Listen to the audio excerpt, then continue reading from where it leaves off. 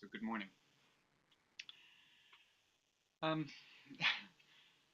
if if and when the Episcopal Church ever decides to study our current lectionary and to study changing it in any way, I am going to do my best to get into that work group because for probably the fifth or sixth time in the last several months, um, I'm confused. That's probably a little strong. Perplexed. I don't know why the designers of the lectionary have done something here. Um, this week, the lectionary skips over Matthew's version of the tale um, that's in Matthew, and this version of the tale that is in Matthew, Mark, and Luke. But our lectionary only includes the story. Um, I'm sorry. I'm getting a notification that my camera is washing out my face. I can't help that. Sorry. There's an issue with the camera that I'm using. So I apologize for that. Hopefully you can still hear me though. Anyway, uh, all right. So the lectionary skips over Matthew's version of this story that ends up being in Matthew, Mark, and Luke. And the lectionary only includes it every 3 years, and it only gives you the perspective of Luke. And like I mentioned a couple weeks ago, the tradition of having four Gospels gives us the possibility of seeing lots of nuance in the good news. So it doesn't make much sense to me, and you'll see why, especially given this morning. Because the passage that comes right before our reading today from Matthew is where the Sadducees are trying basically to trip up Jesus, to trick him. I'm going to read you that passage. This is right after the Pharisees had just talked to him and they leave, and then the Sadducees come in and they say, the same day, some Sadducees came to Jesus, saying there is no resurrection. And they asked him a question, saying, Teacher, Moses said, if a man dies childless, his brother shall marry the widow and raise up children for his brother. Now, there were 7 brothers among us. The first married and died childless, leaving the widow to his brother. The second did the same, also the third, down to the 7th. Last of all, the woman herself died. In the resurrection, then, whose wife of the 7 will she be? For all of them had married her. Jesus answered them, You are wrong, because you know neither the Scriptures nor the power of God. For in the resurrection they neither marry nor are given in marriage, but are like angels in heaven.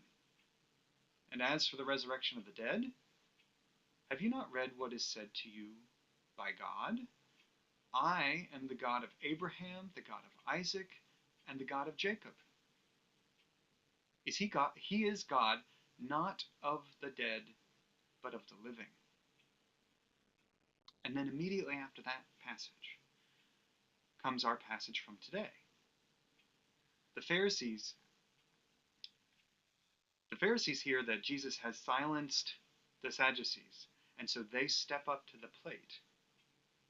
Now, for a little context, it's important to remember that these two groups, they were rivals. Think of them in a similar way that we view denominationalism today in Christianity. Now, that is a big overgeneralization, but it helps me contextualize this whole scene, I think, in my own head. So the Pharisees, they see that Jesus has knocked the wind out of the Sadducees' sails, and so this is their opportunity to show that they have the upper hand, to prove that they're better than their rivals. So we'll show everyone that the Pharisaic way of understanding the world is far superior to the Sadducees. Yeah, because we know that we can outsmart this weirdo, even if they couldn't. Let's have at him.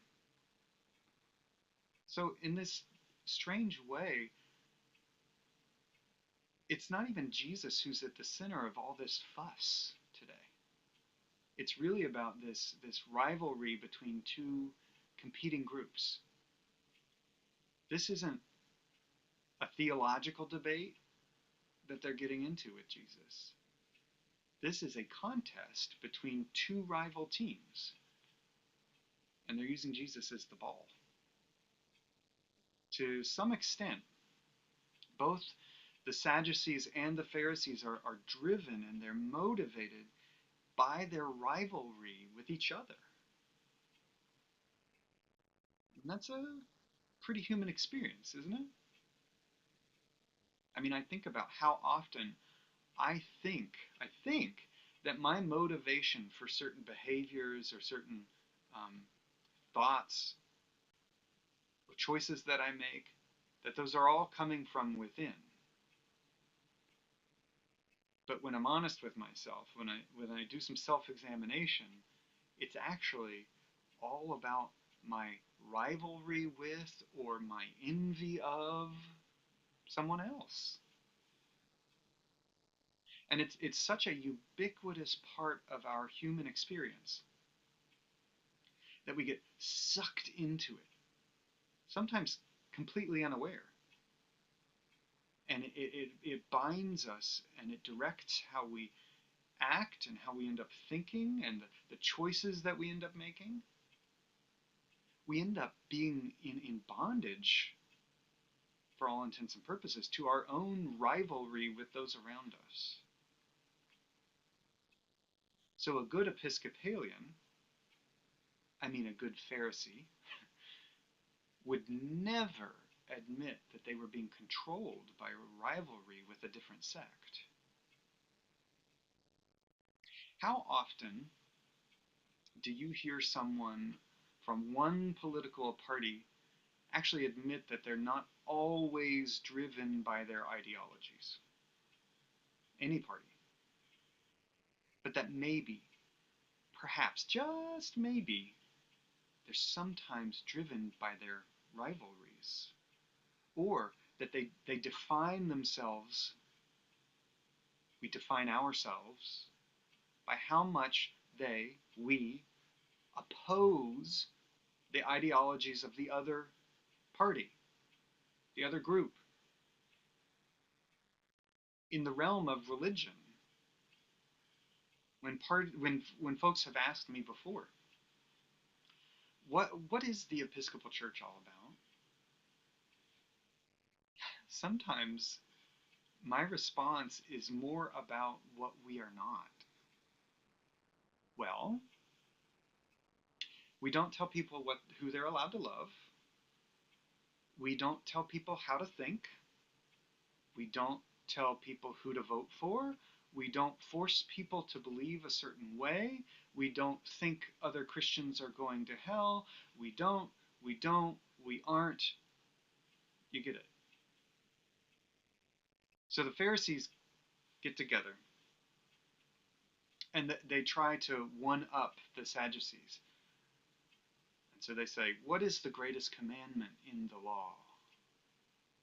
They ask Jesus. And Jesus says, you shall love the Lord your God with all your heart and with all your soul and with all your mind. If we remember that their motivation for being in this whole argument to begin with is their rivalry, it's easy to miss, or if we forget that, it's easy to miss what just happened. What he just quoted from Torah is in direct contention with what they're actually doing. Because their focus isn't on God, it's on the Sadducees and the rivalry that they have with this group. And it's on their pleasure at seeing their rivals dumbfounded and made speechless. These folks get so excited about seeing their rivals taken down a peg, and they take the opportunity. Now, let's show them who's really got the corner on truth. So they sub in their best player, a legal expert, a lawyer. This guy, they think, this guy won't be made speechless. He's a lawyer, after all. It's also important to remember that the Pharisees were considered the premier interpreters of the law in Jesus' time. This is their thing. They got this.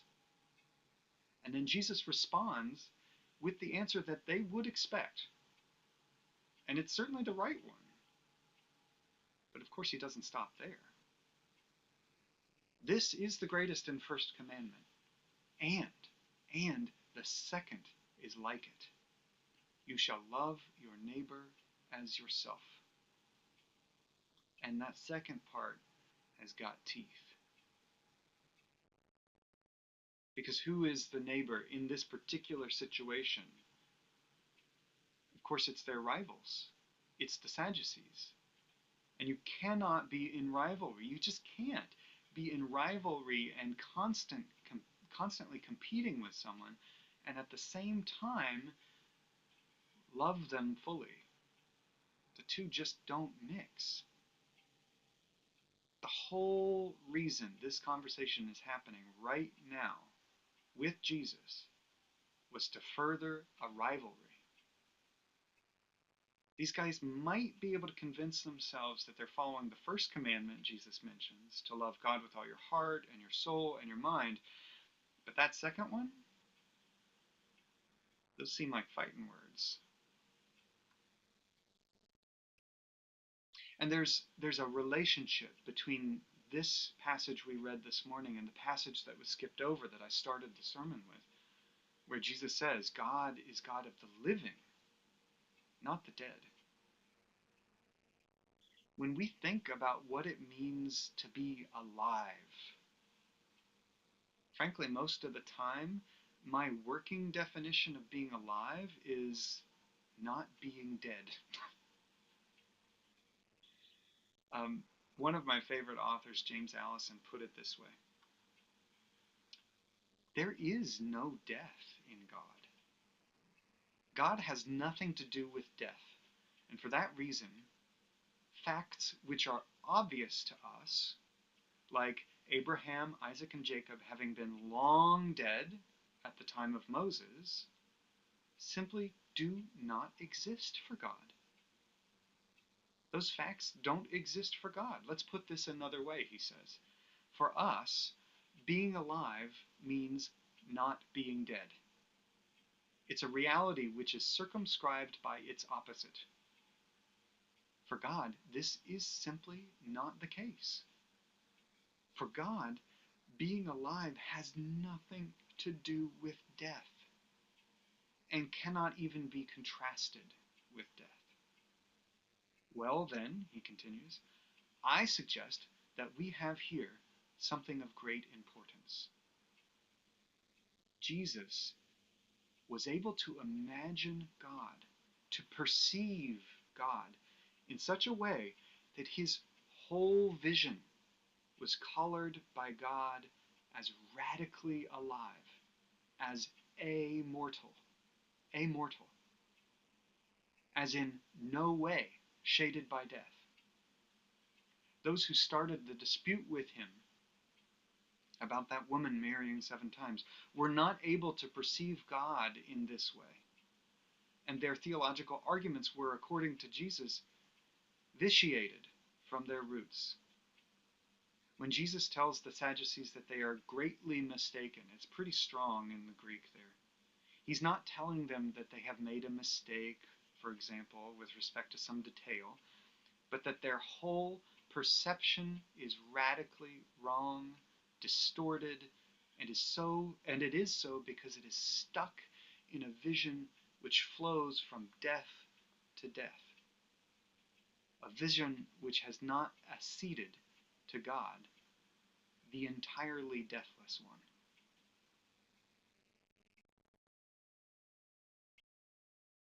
So much of our identity is formed by who we think we are not. It's formed by positioning ourselves to be the ones on the right side of the line that we've drawn in the sand, and then deluding ourselves into thinking it was drawn there, that line, by the very hand of God. I am not dead, therefore I am alive. I am a member of this particular sect because we do not believe fill in the blank. I am a Democrat or a Republican or a Libertarian or, again, whatever you want to add there, because the other people actually think that blank is the right thing, and I do not believe that. You hear me preaching and talking a lot about rivalry and competition, especially about scapegoating and othering, and how we create our whole concept of who we are by comparing ourselves to others. Jesus' greatest commandments here, these two great commandments, are not meant to be what they can easily turn into, which is an impossibly high bar for good and right behavior. In fact, what they are is a variation on a theme, the constant message that Jesus is preaching. It is actually the very essence of who he is, and that is that the path toward life, he is the path toward life, and it is life that doesn't live in the shadow of death. Actual life, the life that God lives and loves, is in the practice, we live it out, in the practice of turning toward and mimicking, imitating the true example of a life with no rivalry, no competition, where who we are is defined not by who we aren't, but by who we hope to become.